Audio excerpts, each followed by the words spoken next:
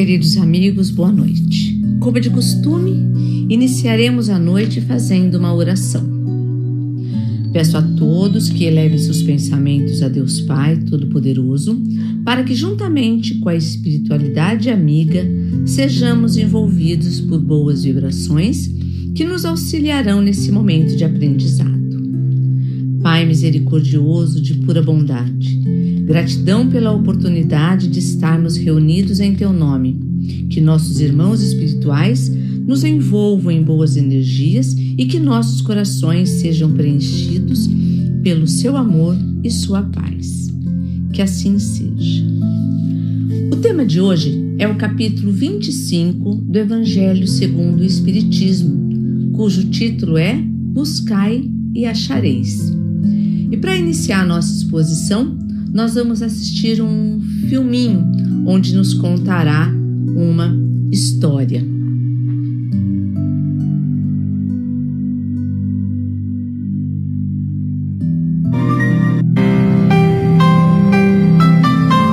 Ajuda-te que o céu te ajudará.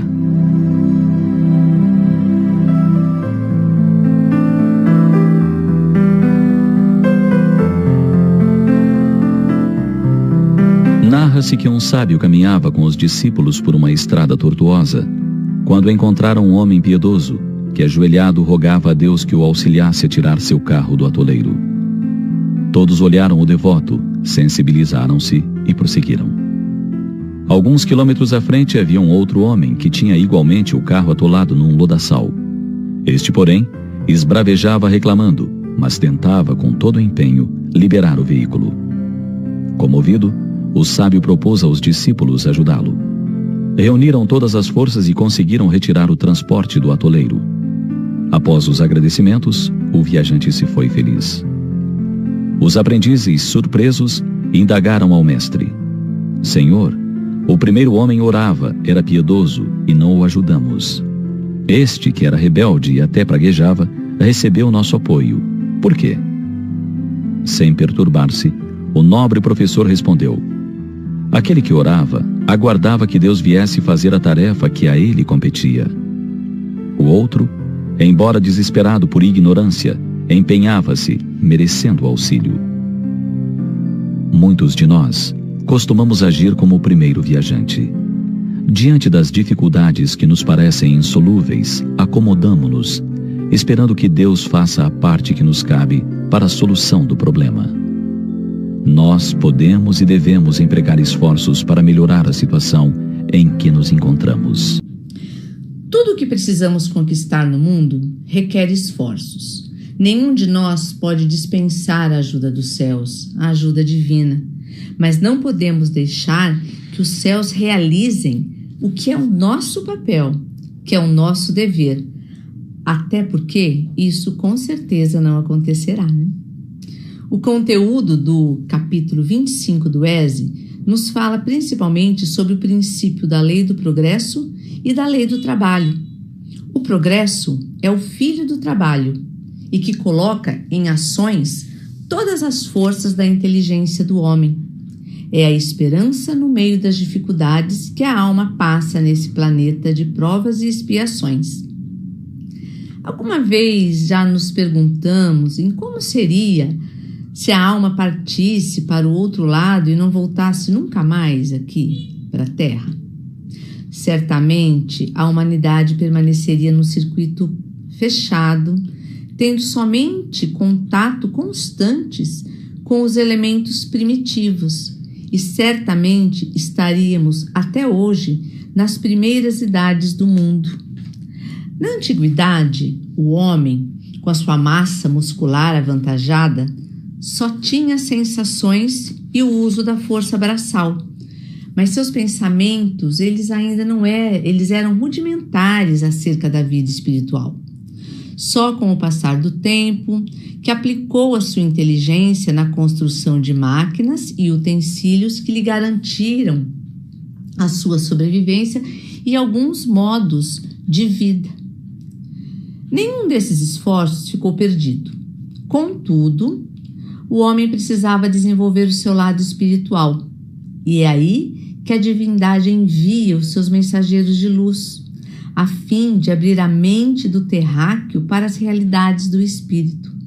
Assim, a mediunidade surge e se desenvolve até se positivar com a vinda de Allan Kardec no século XIX. No Livro dos Médiuns, no capítulo 26, nós temos a seguinte colocação: os espíritos não vêm liberar o homem do trabalho, mas mostrar-lhe o objetivo que deve atingir e a estrada que a ele conduz, dizendo-lhe: caminha e chegarás, encontrarás pedras sob teus passos, olha e tira-os tu mesmo. Nós te damos a força necessária se queres empregá-la. E em todo esse processo, nós não podemos desassociar a nossa fé. E mais uma vez, para ilustrar isso, dar como exemplo, eu vou contar uma breve historinha para vocês. Um homem se acha perdido no deserto. A sede o martiriza horrivelmente. Desfalecido, cai por terra. Pede a Deus que o assista e espera. Nenhum anjo vem dar água para ele beber. Contudo, um bom espírito se aproxima e lhe sugere a ideia de levantar-se e tomar um dos caminhos que tem diante de si. Por um movimento maquinal, reunindo todas as forças que ainda lhe restavam, ele se ergueu, caminhou e descobriu ao longe um belo regalo. Com aquela visão, ele ganha coragem e caminha até o regalo, onde pode matar a sua sede. Se esse homem tem fé, ele exclamará: obrigado, meu Deus, pela ideia que me inspiraste e pela força que me deste. Se lhe falta a fé, exclamará: que boa ideia eu tive, que sorte a minha de tomar o caminho da direita em vez do da esquerda. O acaso às vezes nos serve admiravelmente. Quanto me felicito pela minha coragem e por não ter me deixado abater. Mas dirão, porque o bom espírito não lhe disse claramente: segue este caminho que encontrarás o que necessitas. Por que não lhe mostrou o guiar e sustentar o seu falecimento? Dessa maneira, teria-o convencido apenas da intervenção da providência. Primeiramente, para lhe ensinar que cada um deve ajudar-se a si mesmo e fazer uso das suas forças. Depois, pela incerteza, Deus põe à prova a confiança que nele deposita a criatura e a submissão desta sua vontade. Aquele homem estava na situação de uma criança que cai e que, dando com alguém, se põe a gritar e fica à espera de que venham se levantar. Se não vê pessoa alguma, ela faz esforços e se ergue sozinha. Para entender um pouquinho mais o que é o progresso no contexto dessa noite, vamos ler aqui alguns slides. O que é o progresso? É a aspiração pelo melhor, pelo bem. É a prova da existência em nós de um princípio superior que nos encaminha para destinos mais altos, que nos lança sempre para frente, nos domínios do pensamento e da consciência. O progresso é uma lei que se realiza independente da vontade do homem. Segundo o Espiritismo, o sentido de progresso abrange a ideia de perfeição e aperfeiçoamento. A lei do progresso, ela é contínua, ela é inexorável. O homem não pode conservar-se indefinidamente na ignorância, porque tem que atingir a finalidade que a providência lhe ensinou. E como se processa o progresso nesse nosso caminho rumo à tão esperada e falada evolução? É resultado do esforço e das conquistas individuais. O progresso nos espíritos é o fruto do próprio trabalho, mas como são livres, trabalham no seu adiantamento com maior ou menor atividade. Enquanto uns avançam rapidamente, entorpecem-se outros perdidos em resultados materiais, sem conhecimento da sua imortalidade. E outro ponto importantíssimo quando falamos de progresso e evolução é a ascendência moral. A ascendência moral é o caminho para ampliarmos nossa consciência quanto à importância de nos autodesenvolver como espíritos eternos.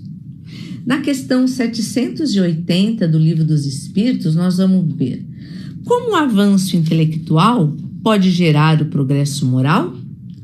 Ao fazer compreender o bem e o mal, o homem, então, pode usar seu livre-arbítrio com melhores escolhas. Na questão 785, qual é o maior obstáculo ao progresso moral? O orgulho e o egoísmo. Se quiserdes que os homens vivam como irmãos na terra, não basta dar-lhes lições de moral.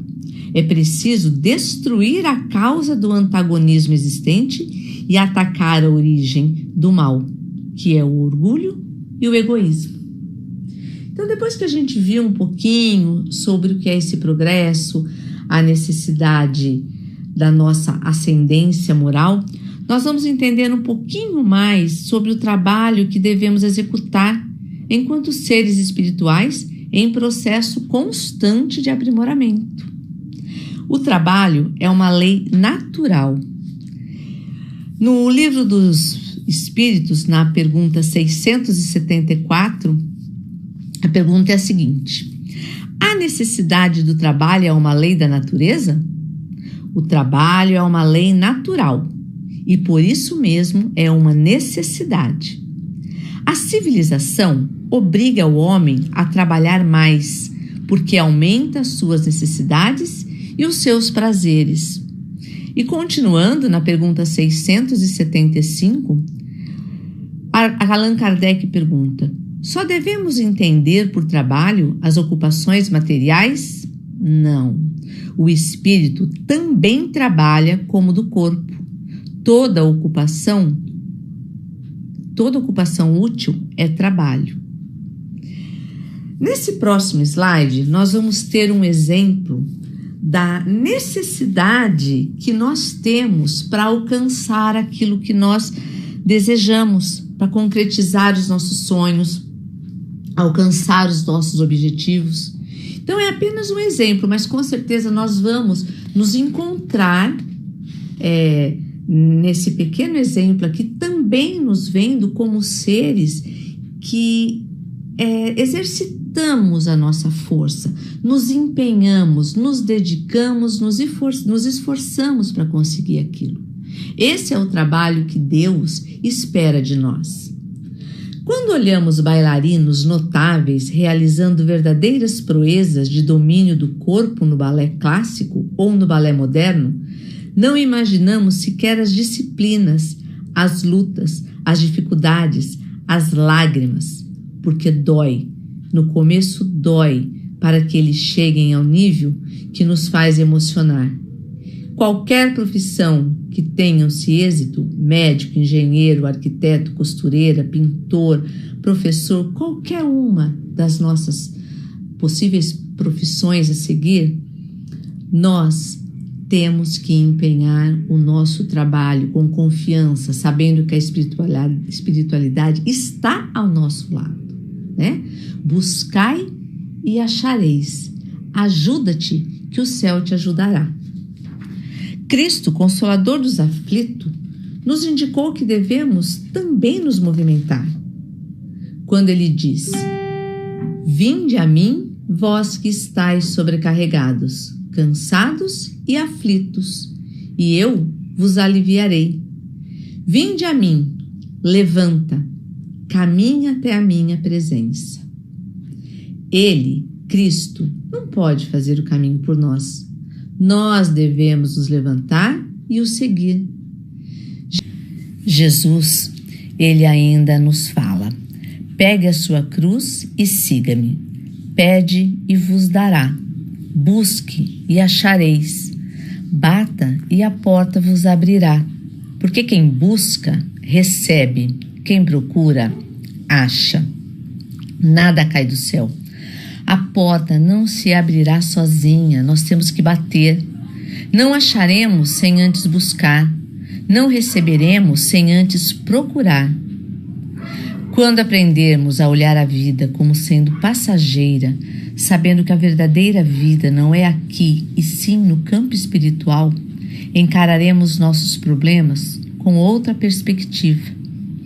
Como Jesus também nos disse: vós sois deuses, podem fazer o que eu faço e muito mais.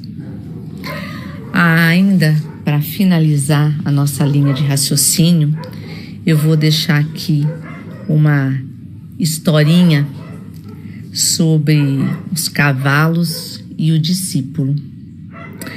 Mestre e discípulo caminham pelos desertos da Arábia. O mestre aproveita cada momento da viagem para ensinar ao discípulo sobre a fé. Confie suas coisas a Deus, dizia, porque ele jamais abandona seus filhos. De noite, ao acamparem, o mestre pediu que o discípulo amarrasse os cavalos numa rocha próxima. O discípulo então foi até a rocha, mas se lembrou do que aprendera durante aquela tarde. O mestre deve estar me testando. Na verdade, devo confiar os cavalos a Deus. E deixou os cavalos soltos. De manhã, descobriu que os animais haviam fugido. Todos eles. Revoltado, o discípulo procurou o mestre. O senhor não entende nada sobre Deus. Ontem aprendi que devia confiar cegamente na providência e entreguei a ele a guarda dos cavalos, e os cavalos desapareceram. Responde o mestre: Deus queria cuidar dos cavalos, mas naquele momento ele precisava de suas mãos para amarrá-los, e você não as emprestou. Bom, diante de todo esse conteúdo exposto até aqui, a minha última mensagem é uma reflexão que eu vou ler para que todos nós aqui possamos realmente tirar alguns minutinhos e pensar a respeito. O que nós estamos planejando? Estamos realmente organizando nossas vidas, nossas ações, para que nossos pedidos, anseios, sonhos sejam realizados? O que eu posso melhorar na minha caminhada, na minha postura como ser encarnado para conquistar o que eu tanto desejo? Bem, fica aí então a reflexão da noite. Eu agradeço a todos vocês pela atenção que dispensaram para me ouvir, por toda a atenção que eu recebi. E agora eu envio a vocês boas vibrações, que os nossos lares e os nossos entes queridos sejam envoltos nessas vibrações e que amanhã nós acordemos cada vez mais disposto a trabalhar em nome dos nossos sonhos, dos nossos projetos, da nossa evolução, e nunca esquecendo que a gente só vai conseguir se realmente acreditarmos que a providência divina está olhando por nós. Que assim seja. Fiquem com Deus. Uma boa noite.